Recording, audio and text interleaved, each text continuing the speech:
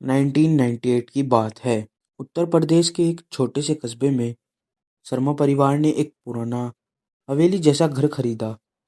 घर सस्ता था, बहुत सस्ता। लोगों ने कारण पूछा तो दलाल बस इतना बोला, पुराना है, लोग टिक नहीं पाए। शर्मा जी हंस पड़े। उनके साथ थी पत्नी सुनीता और एक 14 साल का बेटा अमन और एक 9 साल की बेटी पिंकी। पहली रात ही अजीब था।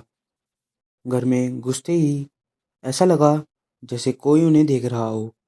दीवारें ठंडी थी, जबकि बाहर गर्मी थी। और सबसे अजीब, घर के अंदर हवा चलती थी, जबकि सारी खिड़कियां बंद थी। पहली रात 2:17 पर लकड़ी की सीढ़ियों से आवाज आई। शर्मा जी उठे। सीढ़ियां खाली थी। अगली रात आवाज फिर आई, इस बार किसी के घसीटकर चलने की। तीसरी रात पिंकी जोर से चीखी। उसने कहा, माँ, कोई दीवार के अंदर रो रहा है। सबने सोचा बच्ची का वहम हुआ, लेकिन उसी रात सुनीता ने सुना दीवार से आती एक औरत की धीमी आवाज, मेरा कमरा मत खोलना। घर के पीछे एक कमरा था, हमेशा बंद। उस पर अंदर से कुंडी लगी रहती थी। दलाल ने कहा था उस कमरे की चाबी नहीं है। एक दिन अमन ने नोटिस किया, उस कमरे के बाहर हर सुबह गीले पैरों के निशान होते थे, जबकि कमरे में कोई जाता भी नहीं था। अमन जागा। लगभग रात 3 बज रहे थे। उसने देखा उस बंद कमरे में दरवाजे के नीचे से हल्की सी रोशनी निकल रही है और अंदर से आवाज आ रही है, जैसे कोई अमन का नाम ले रहा हो।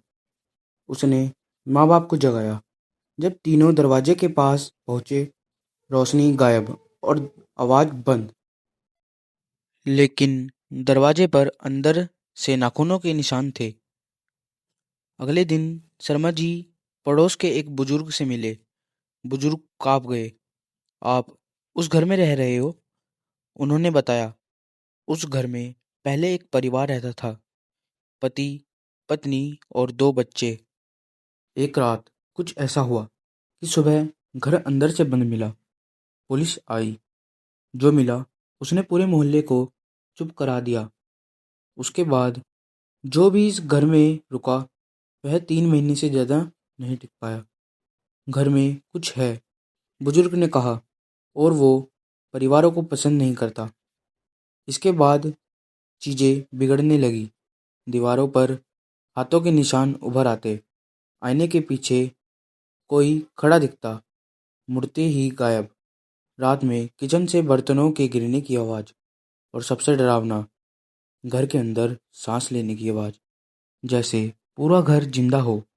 एक बार रात में सुनीता ने देखा बंद कमरे का दरवाज़ा खुला है। अंदर वही पुराना कमरा, बीच में एक पुराना पलंग और दीवारों पर खरोचे। अचानक दरवाज़ा अपने आप बंद हुआ। अंधेरा।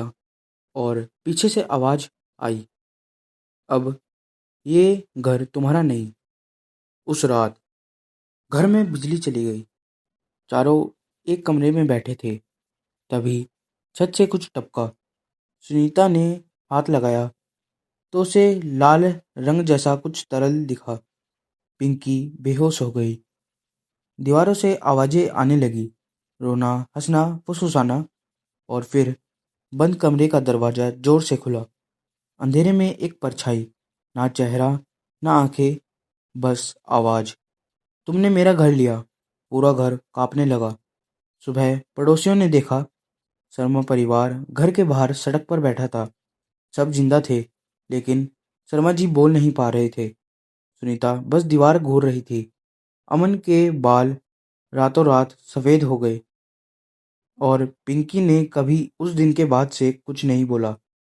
घर को फिर कभी किसी ने नहीं खरीदा। आज भी वो हवेली बंद है। रात में लोग कहते हैं अंदर से बच्चों के खेलने की आवाज़ आती है और कभी-कभी घर सांस लेता सुनाई देता है।